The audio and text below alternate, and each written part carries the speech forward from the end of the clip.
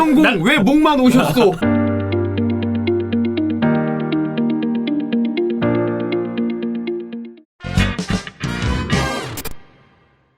가끔 시즌 막판에 가용자원 아니라고 생각했던 친구들이 정말 가끔 잘할 때가 있거든요. 오리기. 오늘 오리기가 메인 주제죠? 제주스. 제주스 그래. 아니 있어요. 엘렌이라고. 엘렌이. 인정합니다. 엘렌이 말고 다른 친구들도 있었구나. 그러네. 이번 라운드가 좀 그러네요. 에이넨의 효과를 누리고 있습니다. 이게 맨유전뿐만이 아니고 첼시전부터 시작이 돼서 지금 죽음의 일정 2경기에 있어서 에이넨의 효과가 아스날의 많은 상승 요인을 일으켰죠. 아니 티어니 부상도 있지만 파티 빠졌을 때 진짜 야 X됐다 큰일 났다. 삼성 어떡하냐. 야 이거 첼시랑 맨유 만나야 되는데 어떡하냐 했는데 웬걸? 네. 야 아니 엘렌이가 왜 엘렌이 잘하고 자카 골랐냐? 야 맞아. 자카 두골 야, 이거 맞아. 1년에 한 번 나올까 말까. 누누 타브리스도 골 넣었어. 그래. 심지어 그 골 에이넨이 어시 자카 골이에요. 와 근데 진짜 잘 차긴 했음 사실. 근데 눈은 존나 못했습니다. 눈은 진짜 와 이거 파일 이거 벌려서 컨셉 수비하는 거. 아니 나는 그거 골 넣는 거 보고 야 누누가 골 넣었다 이랬는데 역시는 역시더군요. 역시는 역시였어요. 그러니까 눈은 좀 불안했다. 네. 근데 이제 에이넨이는 역시 주목이 좀 됐는데 이번에도 자카와 에이넨이의 삼선 조합이었습니다. 에이넨이가 사실 원볼란치 성향의 선수는 아니에요. 에이넨이를 원볼란치로 썼을 시에는 에이넨이가 이제 압박에 고립이 될 시에는 전지 패스가 잘 안 나가고 시야가 좁아져서 백패스나 행패스가 좀 반복이 되는데 이마저도 판단 미스가 좀 있거든요. 그러니까 파트너가 있어야 돼요. 그러면 원볼란치를 세우는 건 안 된다. 무조건 파트너가 옆에 있는 투볼란치가 돼야 에이넨이가 좀 변수를 덜 가져간다. 이런 얘기를 할 수 있고 또 에이넨이가 많이 뛰는 스타일이긴 한데 그렇다고 해서 수비 커버가 굉장히 좀 넓은 영리한 스타일의 수비형 미드필더라 보기는 어렵습니다. 이 말이 그거거든요. 네. 많이 뛰는 건 오케이. 근데 효율성이 있냐? 그건 맞아, 아니다. 맞아요. 네. 그래서 결국 에이넨이가 커버하지 못하는 공간은 옆에 누군가도 보조를 하면서 뛰어야 된다. 지금까지 얘기한 거 보면 에이넨이 장점 없는 것 같죠? 원볼란치로 섰을 땐 진짜 제가 볼 때 장점은 좀 부족해요. 근데 투볼란치로 섰을 때는 이 자리에 로콩가 자카가 투볼란치 서는 거는 현재 로콩가가 여전히 1군 경기에서 좀 긴장을 하고 있고 포지셔닝이 사실 좀 아쉽죠. 네, 볼 때. 이런 맨날 그 경험도- 얘기 나왔죠 사실 로콘가는. 그런 걸 놓고 봤을 때 그래도 경험 많은 에이넨이가 좀 더 노련함에서 보여줄 수 있는 게 있다.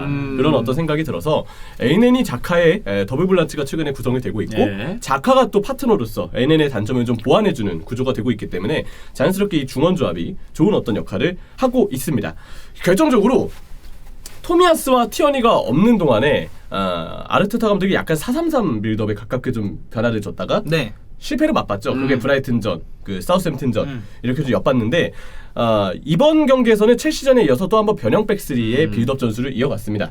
파티가 없을 때는 3-2-4 이 전술이 아르테타 감독에게 가장 맞는 것 같고 파티가 있을 때는 2-3-4 혹은 2-3-5 이 전술이 맞는 것 같아요. 파티가 있을 때는 좀 혼자만의 힘으로도 빌드업이 그렇죠. 되기 때문에 타락받고 가능하고. 그럴 땐 2-3-5 근데 파티가 없을 때는 3선의 퀄리티를 생각했을 때 3-2-5 이 구조가 가장 밸런스가 맞는 전술 전형인 것 같다. 네. 근데 이거를 첼시전에 이어서 이번에도 똑같이 보여주면서 좋은 어떤 형태를 유지를 했습니다. 네.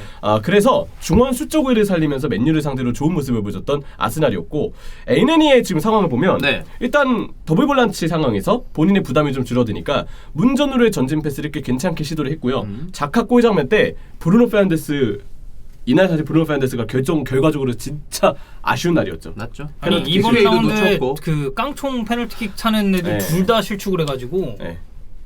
그런 얘기 봤습니다. 그래도 조르지뉴보다는 배가 좀 더 잘 차지 않았습니까? 부페는 참고는? 골대를 맞췄지. 맞아. 조르지는 너무 맥없이 진짜. 조르지뉴 올 시즌에 뭐 국대 클럽 안 가리고 지금 페널티킥 완전 네. 난리 났는데. 근데 그거 있잖아요. 조르지뉴가 차려가 딱 서는데 못 넣을 것 같다는 생각이 존나 드는 거야. 올해 스위스전에도 못 넣은 것처럼. 근데 진짜로 근데 그런 생각을 갖고 보잖아요. 꼭 진짜 그렇게 결과가 나와. 나는 맞아. 그랬었던 케이스가 두 케이스 있거든요. 언제죠? 하나는 바이에른 뮌헨 올리치. 어. 올리치. 나 올리치 그랬고 그리고 또 하나는 아넬카. 아넬카 그 나는 아넬카는 누가 진짜 봐도 차기 싫은 표정이야. 진짜 나는 걸어갈 때부터 그거는 유명하지. 저거는 안 들어간다. 저건 진짜 저런 표정으로 어떻게 PK를 성공시키지? 나 이 생각했어. 뒷모습부터 그냥. 네. 네. 아넬카 다큐에 나와 있는데 되게 차기 싫었대요. 부담이 많았다고 하더라고요. 그리고 하나 더 생각이 났습니다. 뭐죠? 그냥 전북은 승부차기 가면 아 그냥 좀 그래요. 네. 네, 그렇습니다. 그런 어떤 징크스까지. 보면은 이제 그 에이넨의 경우는 그래도 브루노 페르난데스의 그 실축 그리고 이후에 또 실전 장면을 맨유의 실전 장면을 보면 브루노 페르난데스가 세컨볼 잡아냈는데 그때 에이넨이가 그 타이밍에 맞춰서 압박에 들어가요. 그래서 브루노에게서 볼을 빼앗고 그 볼을 자카에게 넘겨줘서 자카가 기가 막힌 왼발 중거리 슛으로 세 번째 골은 야 진짜 자카 이거 1년에 한 번 나올까 말까 하는 네. 중거리야. 이거 내용적으로 봤을 때 이때 골 안 들어갔으면 아스날 계속 밀렸어요. 그렇지. 맞아. 맨유가 분위기를 좀 타고 있었으니까. 부페 페널티킥이 어쨌든 얻어진 것도 있었고 그쵸. 실축은 했지만 그리고 그 뒤에 호날두의 골 오프사이드로 취소가 되긴 했지만 맞아. 나왔고 네. 충분히 맨유가 따라잡을 수 있는 네. 흐름이었는데 또 달로의 골대 맞춘 장면도 있었어요. 그래. 달로 2번 맞췄죠 이번 경기에. 근데 브루노 페르난데스의 공을 뺏고 자카의 골을 에네리가 만들어내면서 아스날이 경기의 결과를 가져올 수 있었다고 생각을 합니다. 네.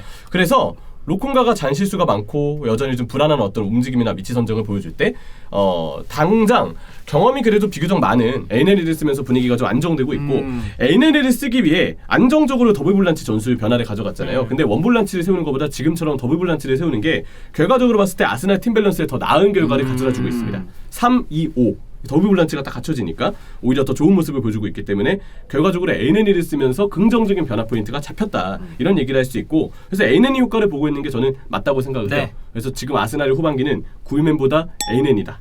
네. 글리트보다 엘레니. 시즌 결과에 따라서 이런 평가를 내릴 수 있는 그런 흐름이 이어지길 바라야죠.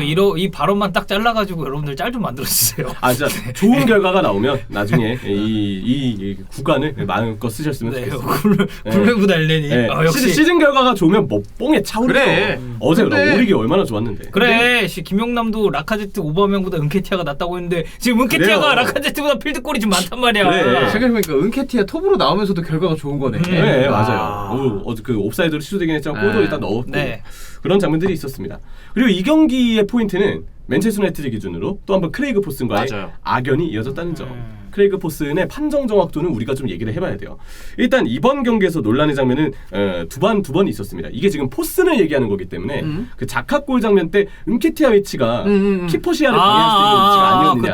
근데 이거는 제가 봤을 때 주심의 판정이라기보단 VAR 심판의 성향이 좀 중요할 것 같은데 이거는 VAR 심판 얘기를 해야 되는 거기 때문에 그냥 오늘은 포슨 얘기만 하겠습니다. 포슨이 그래서 논란이 관여됐던 장면은 제가 볼 때 2번이었던 것 같아요. 하나는 세드릭 수아레스의 핸드볼 과정. 산초랑 그 1대1 그때 그때 그 중심을 잃어가지고 세드릭이 이렇게 손까지 활용하면서 기어가고 있었는데 느린 화면으로 보면 볼의 위치를 보고 왼팔로 볼을 좀 쳐낸 게 아니냐 이렇게 의심할 만한 장면이 일단 한 차례 있었고 그리고 엘랑가의 장면이 후반 63분에 나왔습니다. 누노 타바레스하고 엘랑가고 1대1 상황이 좀 반복이 많이 됐었는데 볼에 먼저 앞서가던 엘랑가가 누누 타바레스보다 자리가 확실히 앞서 있었어요.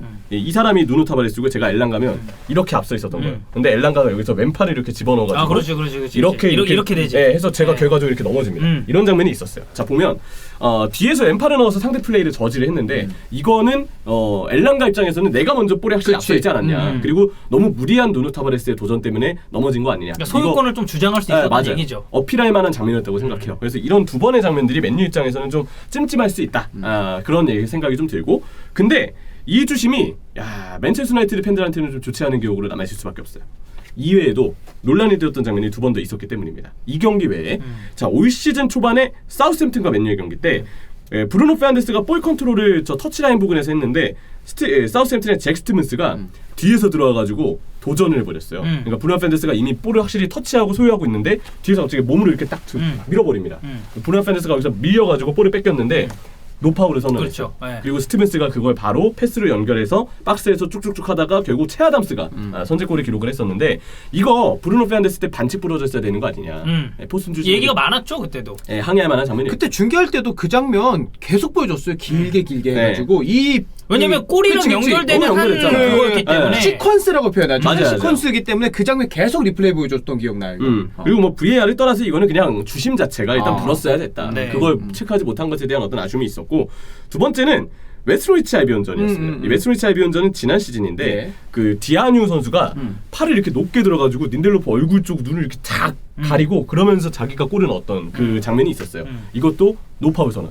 골을 인정을 해버렸죠. 그러니까 이런 장면들이 맨체스터 유나이티드로서는 포스를 만날 때마다 또 이어진다. 이런 얘기를 할 수밖에 없기 때문에 아쉬움을 좀 자아낸 그런 어떤 인연이라고 보면 되겠습니다. 자 그렇다면 크레이그 포슨이 다른 팀들한테는 피해를 안 입혔느냐? 그러진 않아요. 북런던 두 팀에게도 똑같이 피해를 입힌 사례가 있는데 아스날하고 악연 대표적인 장면 하나가 있더라고요.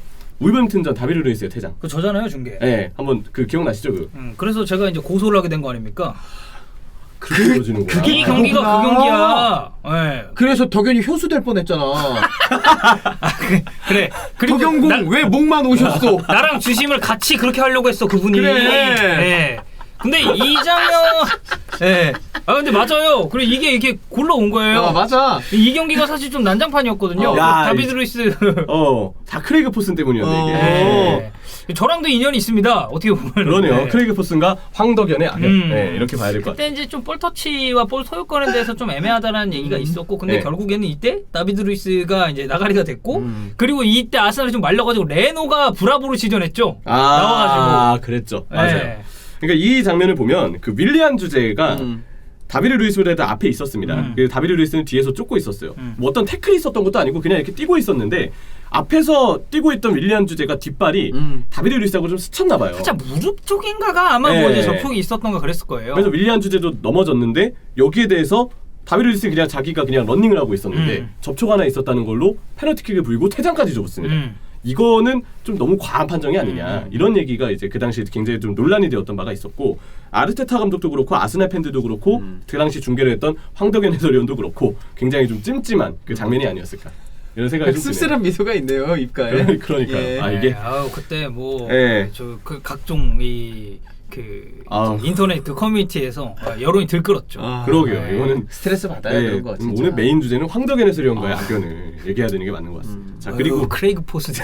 그냥 깔끔하게 하면 이런 논란 없는 거예요. 없지. 자 또 하나는 토트넘과의 악연인데 이것도 손흥민 선수 예. 본머스하고 경기 때 기억나죠? 예예예예예. 손흥민 선수의 그 보복 장면은 퇴장이 맞아요. 근데 그 이전에 앞서서 레르마 선수가 계속 막 여기저기 막 치고 막 밀고 막 밟고 하면서 괜히 화가 났겠냐고. 그래서 우리가 그때 레르마 관련 영상도 한번 찍었었거든요. 레르마 되게 시즌당 막 거칠어, 하고 원래. 막 그 네. 얘기하고 그랬었어요. 손흥민의 동작이 앞서서 레르마의 그런 이전에 있었던 수차례의 어떤 비매너적인 플레이 맞아. 이거를 제지하지 않은 거는 문제가 있다.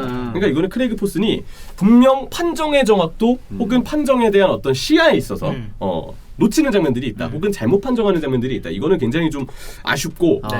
프리미어리그 주심으로서 판정 정확도가 좀 더 올라와야 된다. 이런 얘기는 분명 해야 될 것 같아요. 네. 지금 이제 해외 SNS에 떠도는 얘기는 이제 예. 그런 좀 해프닝도 있더라고요. 이게 저는 그건 것 같아요. 지금 포슨 제스처 때문에 경기 끝나고 아르테타 감독하고 악수하는데 윙크를 했다. 이 순간 캡처가 지금 해외 SNS 트위터를 중심으로 좀 돌아다니고 있는데 이건 몰랐다. 사실 이거는 그날 판정만 잘했으면 인사하다가 그냥 악수했을 수 있고 그치. 이거 윙크했을 수 있고 그랬을 수 있다 이렇게 얘기할 수 있는 건데 결과가 안 좋으니까. 약간 좀 그게 생각나네요. 그 포이 스토리라는 굉장히 유명한 네. 그 있죠. 첼시와 그 퀸스파크 레인저스가 맞아요. 네. 경기에서 그래서 그게 되게 좀 우스꽝스러운 영상짤로 이렇게 막 나왔잖아요. 아이고 정남아 시골 심판을 데려오면 웃잖아. 그때 이제 유행했던 그 개콘 유행어예요. 이게. 그래. 네. 그래서 막 그때 당시에 막 플레이하고 있는데 이거 반칙 아님? 하다가 막 플레이한 도중에 생각해보니까 니네 반칙임. 약간 이렇게 하잖아. 근데 그것도 만약에 정당한 판정이고 이랬잖아요. 맞아. 그러면 그런 얘기도 안 나왔거든. 그거 옛날에 그거 그 짤도 아니고 짤로 해가지고 옛날에 진짜 쪼꼬맨 커뮤니티에 많이 돌았던 건데. 드록이 간다. 응 가라 하고 퇴장당하고. 옛날 옛날 맞아, 유머 맞아. 스타일이다 진짜. 인카부금인가 뭐 있었어. 그게 부금도 빰빰빰빰빰빰빰빰빰 이거 이 노래잖아. 그 부금도 기억나요. 존테리가 마지막에 축구 접는다면서 막 이렇게 했던 거. 그 사실 그 정확한 워딩으로는 축구 덤다. 네, 그런 게 있었죠. 아무튼 그런 것처럼 포슨의 제스처에 대한 어떤 논란도 지금 판정 자체가 이제 이슈가 있기 때문에 그 맞아. 뒤에 장면들도 찜찜함을 안기는 것 같다. 네. 그 이번에 그 맨시티하고 토트넘이 이긴 에티하드 스타디움에서 경기 때 토트넘이 극장골을 넣었잖아요. 근데 대기심에 크레이그 포슨이 있었는데 그때도 앞에 크레이그 포슨이 콘테가 옆에서 막 기뻐하는데 갑자기 크레이그 포슨은 약간 이렇게 고개를 숙이고 마치 아쉬워하는 듯한 장면이 있었어요. 이거는 카인이 그런 게 맞아. 조명이 돼. 순간 클립이기 때문에 그치. 이거는 그냥 이걸 가지고 모든 걸 판단할 수 없지만 제가 볼 때 가볍게 보고 넘어가자. 네, 그리고 크레이그 포슨이 괜히 불필요한 제스처 가지고 오해를 일으키는 것 같다. 그런 생각이 좀 들어요. 아무튼 크레이그 포슨의 판정 정확도는 찜찜함을 안긴 그런 경기이지 않았나 네. 이렇게 생각을 합니다.